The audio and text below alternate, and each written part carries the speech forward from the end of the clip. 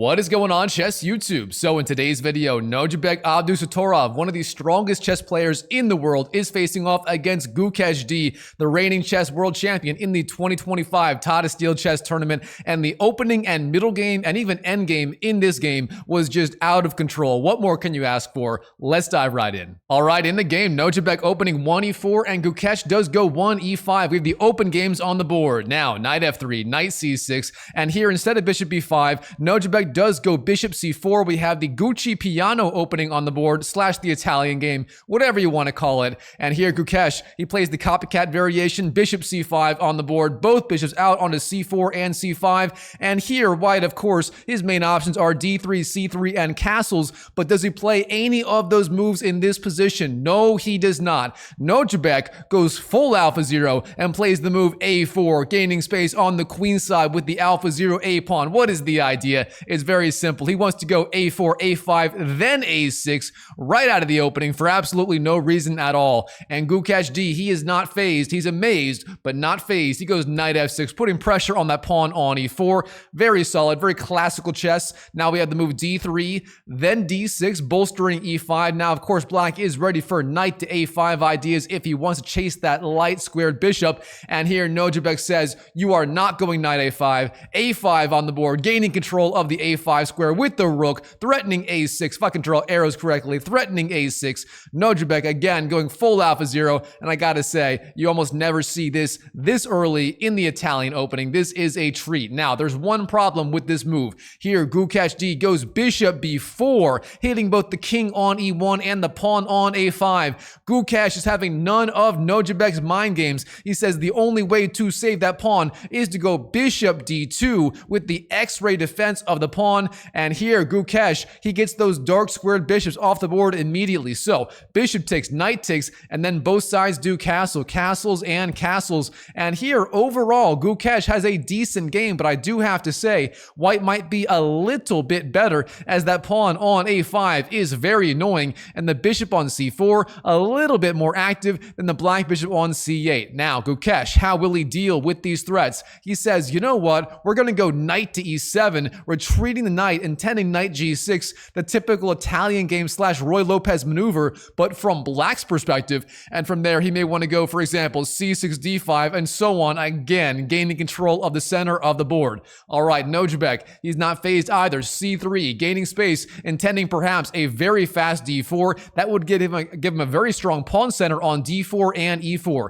Now Gukesh, knight g6 is the move, completing that Roy Lopez knight maneuver. Very good, Gukesh. Now rook e1, Nodirbek intending a very fast d4. He is 100% ready. And what will Gukesh do about it? How will he respond? Well, I expected, say, rook e8, c6, bishop e6, or any of these standard Italian game moves from black. But here, Gukesh, he plays kind of a shocking move. He goes h6, gaining control of g5. Gukesh, don't you know, white literally doesn't have a dark squared bishop. He can't go bishop g5 as the bishop doesn't exist. Gukesh, what are you doing with this move? h6, what is the idea?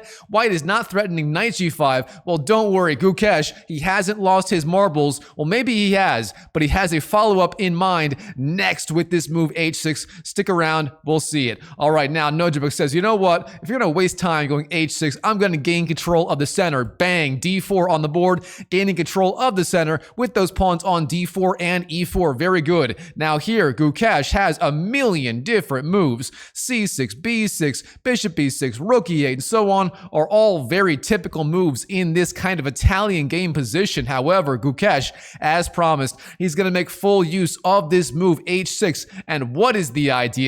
Well, here Gukesh goes knight to h7.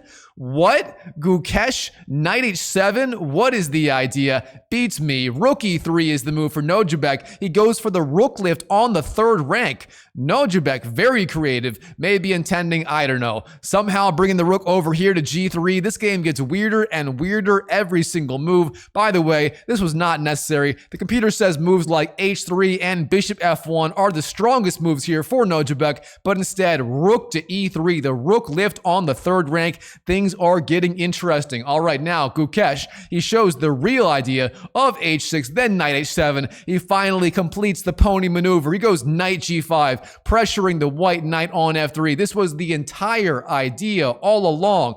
Gukesh says, you know what? We're going to trade these knights here, and once we do that, then we're going to go bada bang, queen f6, knight f4, and get the initiative on the king side. And honestly, the whole plan looks weird, but when you lay it out like that, it starts to make a lot of sense. Gukesh, maybe he hasn't lost his marbles after all. All right, now we have knight takes g5, then queen takes g5, and then here, you would expect white would do something, for example, knight f3, putting pressure on that queen on g5. That would make a lot of sense, but instead here, white doesn't do that. He goes g3. What the heck is g3 doing? Is Nodirbek literally intending the Alpha Zero march on the king side as well? He's voluntarily weakening all of these light squares on the king side. It better be worth it. And here, it turns out the strongest move for Gukesh is to punish this immediately with the move bishop h3, permanently paralyzing that poor Alpha Zero pawn on h2. But fortunately for white,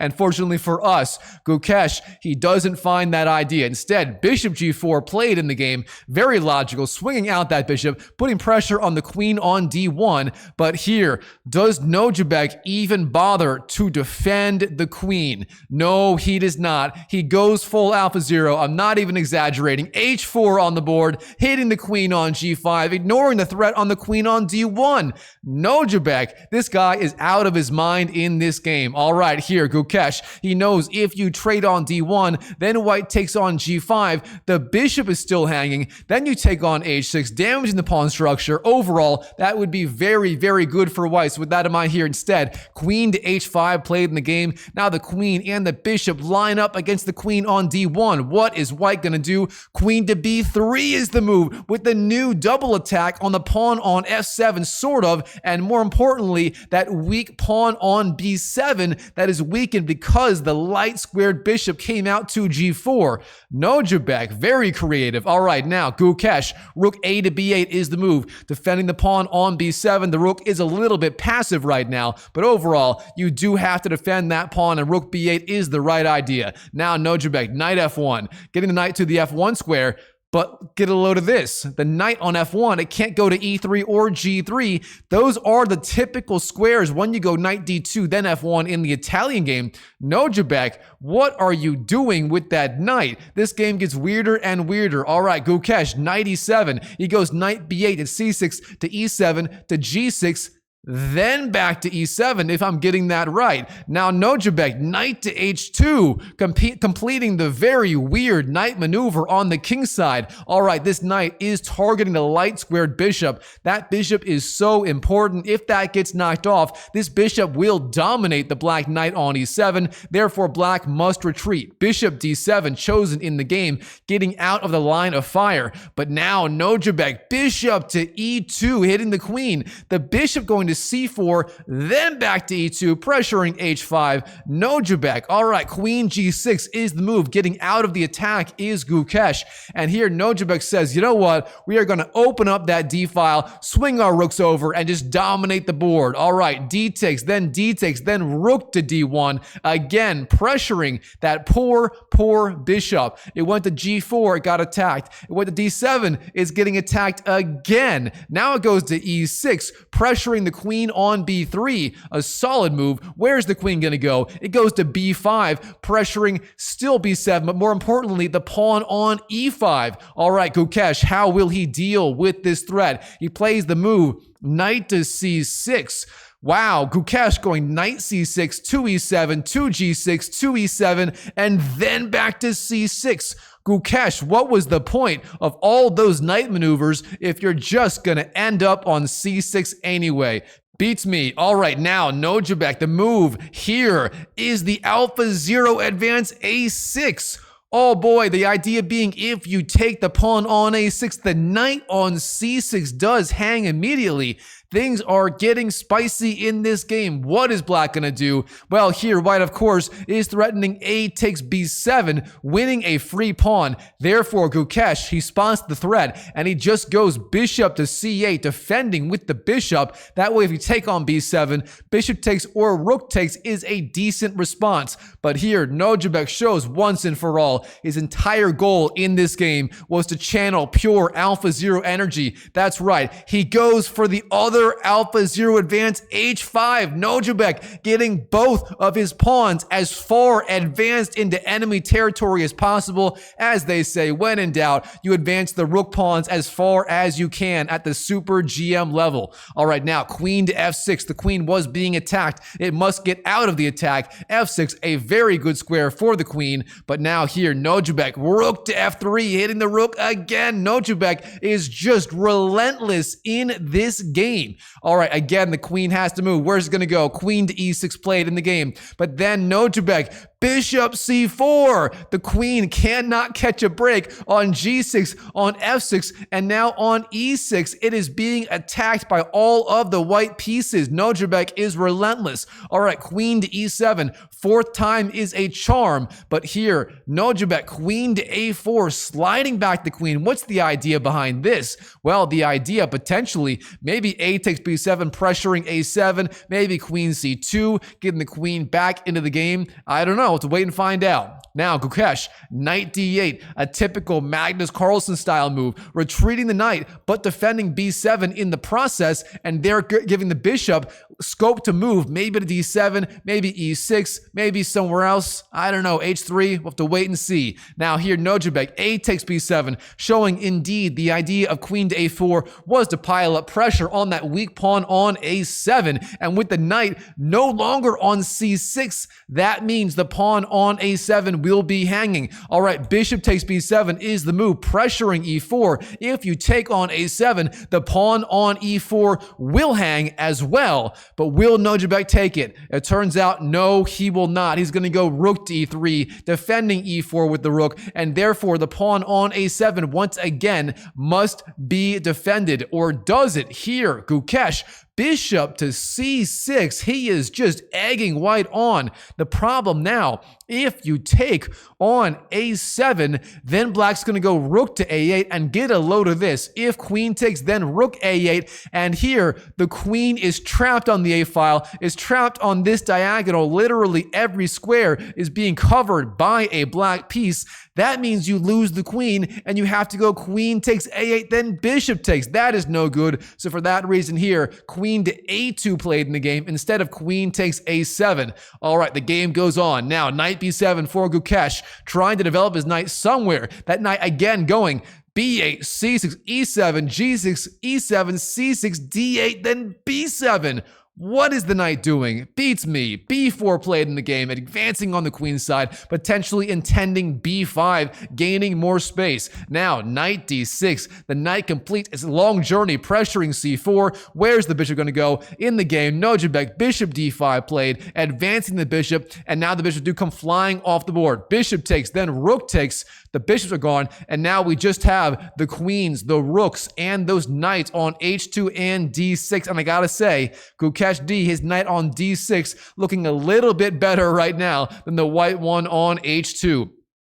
All right, now queen to e6 played in the game. Now rook to e2, perhaps intending rook e to d2. Now c6, driving back that rook. Now we have rook to a5, offering the queen trade. Will Gukesh go for it? It turns out, yes, he will. Queen takes a2, then rook takes a2, and now we have a very complicated endgame with even material, but white is better thanks to his more active rooks on a2 and e2, and of course, the superior pawn structure on the queen side. All right, now rook f to c8 played in the game. Then knight g4, jumping up with the knight, pressuring the weak pawn on the e5 square. Then we have c5 for Gukesh. Gukesh fighting for counterplay at all costs. That is what these Indian grandmasters do. Now we have b takes c5, then rook takes c5, the rook very active, pressuring c3. Now rook takes a7, rook takes c3, and here it looks like material is even, but of course that pawn on e5 is going to fall, and that means Nodirbek is going to have winning chances in this endgame. All right, now we have rook d7, pressuring the weak knight on d7. Where's it going to go? Knight e8 played in the game,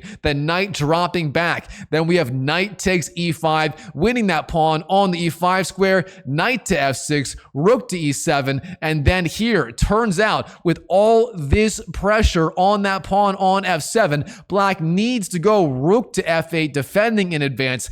That would be the right idea. But instead here, black, he misses it, and he goes rook to b4, pressuring e4 with even more pieces. But here, white has the initiative. He has that pawn defended for now. He could take on f7 anytime he wants to, but instead of taking, he goes for the pawn advance g4. What is the idea of this? Maybe white's going g5? Beats me. Let's find out. Rook c5 chosen in the game, putting more pressure on that knight on e5. Therefore, if you take on f7, black takes on e5, and that would be very good for black, obviously. All right, now f3, the pawn not the triangle, the pawn, what do you want to call that? The pawn avalanche, the pawn avalanche on light squares on the king side. Now king to f8, dropping the king back, pressuring the rook on e7. Where's the rook going to go? It takes on f7 with check, king to e8, but now if you move the knight, the rook on f7 falls. But don't worry, Nodirbek, the madman, knight d3 with a double attack on the two rooks here,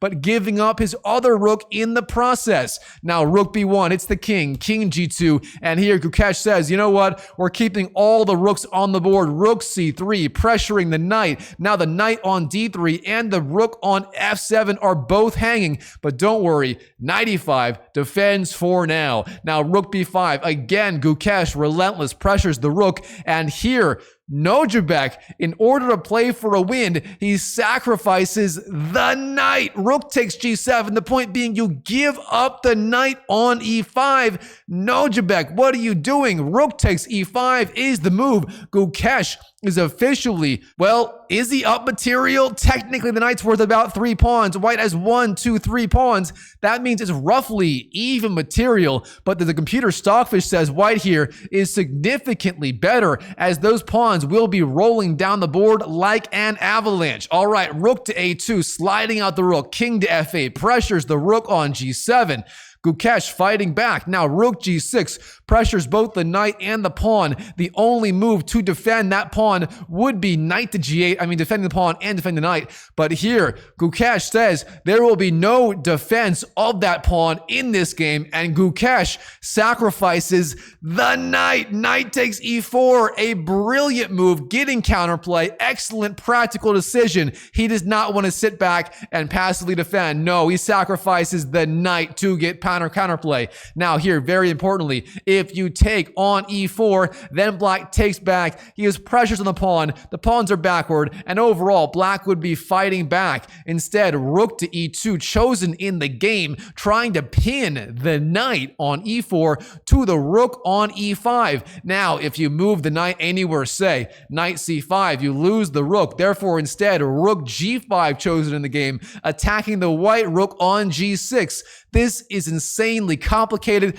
The rooks are attacking each other. The pawn and the rook attacking the knight on e4. What is white going to do? He's not going to take the rook. He's not going to take the knight. Instead, he takes the pawn. Rook takes h6, letting black keep the knight alive. Knight to c5. Material is still even. However, with literally 0 pawns for black, let's draw an X for 0 pawns. These white pawns on f3, g4, and h5, that white pawn avalanche is going to go marching down the board. Can Gukesh stop it? White's obviously better, but Gukesh can never count out the world champion. All right, rook c6 is the move, pinning that knight on c5 to the rook on c3. Now knight to a4, defends the knight, defends the rook. Now we have rook to a6. White is relentless, pressuring the knight once again. Knight to c5 hits the rook. Rook a8 hits the king. King f7, rook a7, king f6. And here it turns out if White wants to win, he's got to find one more key move.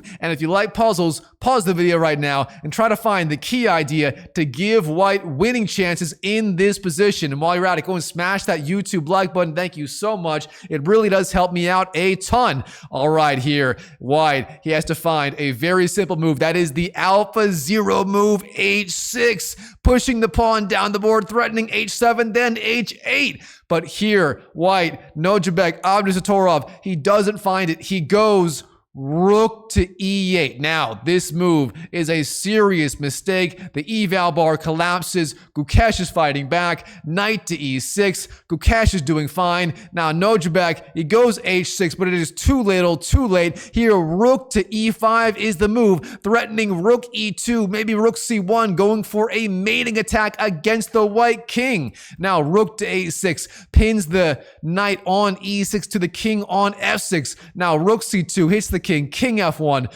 rook c1. Of course, the king cannot go to e2 as the rook controls the e file. Instead, king f2 chosen in the game. Now, rook c2, and here, instead of fighting on with maybe king g3, Nodirbek says, you know what? It is time to call it for today. He goes king f1, rook c1, king f2, rook c2, king f1, and it is a 3 full draw by repetition. According to the rules of chess, this is the third time this exact position has been achieved on the chessboard, and therefore it is instantaneously a draw on the spot. Wow, what a game between Nodirbek Abdusattorov, the madman, and Gukesh D, the reigning world champion at the 2025 Tata Steel chess tournament. I mean, Nodirbek going literally full alpha zero in this game. Where is that key move? I want to highlight it. It's right here. H5, full alpha zero. What a game. What a weird